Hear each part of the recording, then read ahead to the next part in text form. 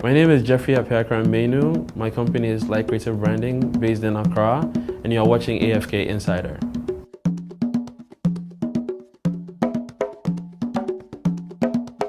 So what we usually do is we look at what the value of the company is.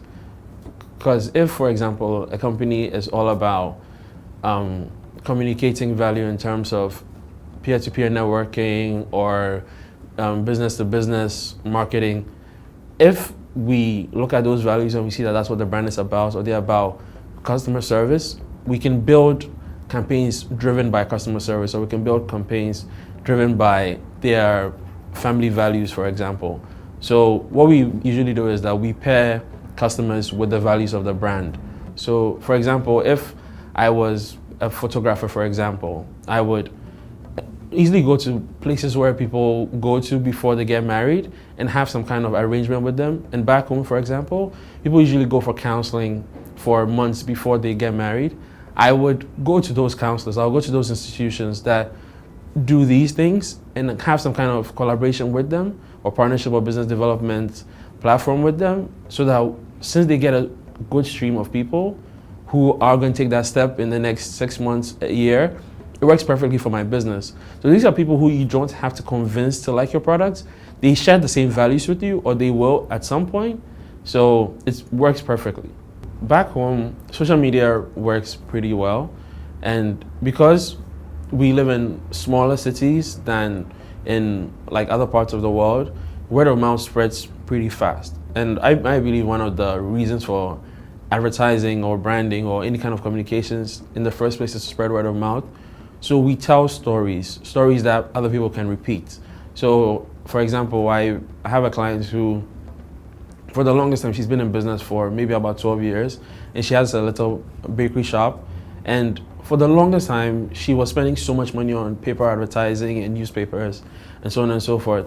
And I found out that she's one of the few people within a 10-mile radius of where she works who doesn't use cake mix for her cakes. So the customers who do know her only come to her because they know they can get fresh, organic pastries, right? But she wasn't telling this story because she thought, well, that's a no-brainer. Everybody does that anyway. But for us, we found out that, wait, if more people knew this, more people who want products that are made from organic materials will come.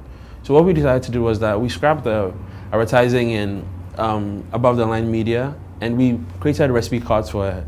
So now everybody who came into the business would receive a recipe card, and then they could take it home, show others, look at the ingredients and see that, oh wait, these people only use organic materials, organic ingredients for their cakes and their pastries and so on.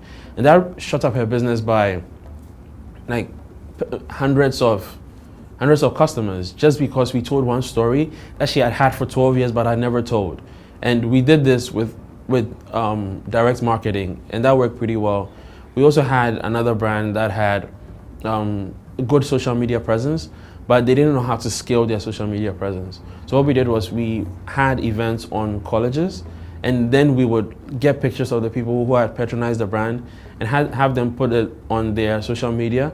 And when you see people who you respect or people who are like you patronizing the same brands, it's kind of like the herd following. You want to get in there because you think, well, if it works for them and I'm like them, or I want to be like them, then it's going to work for me. So that's usually how we work back home, and it works pretty well. Well, what a lot of people don't know is that there are really, really interesting stories to be told for creative businesses in Africa. The only problem is that not enough people are blogging about their ideas. Not enough people know that the ideas are special. So for example, the example I gave you about the lady who had this beautiful story for 12 years that never told it, until we came into the picture, she didn't think it was a beautiful story. In the States, for example, you'd find someone who lost 2 jobs, started a business, and the business failed, and he started another one, and it became a success, and that person gets on the cover of some big magazine. Back home, it's normal for someone to go through that. So it's not even a story. You know what I mean? So there are really good stories that are just not being told. And the more the media back home picks up on these stories, the more people will find out that there are special businesses back home.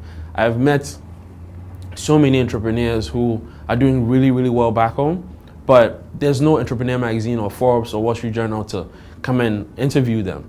And because for a lot of places in Africa, it's not necessarily like a flashy kind of media outlet like here where business people are celebrated like celebrities, they don't get that exposure. But I think it's picking up because now people are blogging, people are putting their stuff out on social media, and as long as they keep telling their own stories, there'll be more attention and it will get viral pretty easily.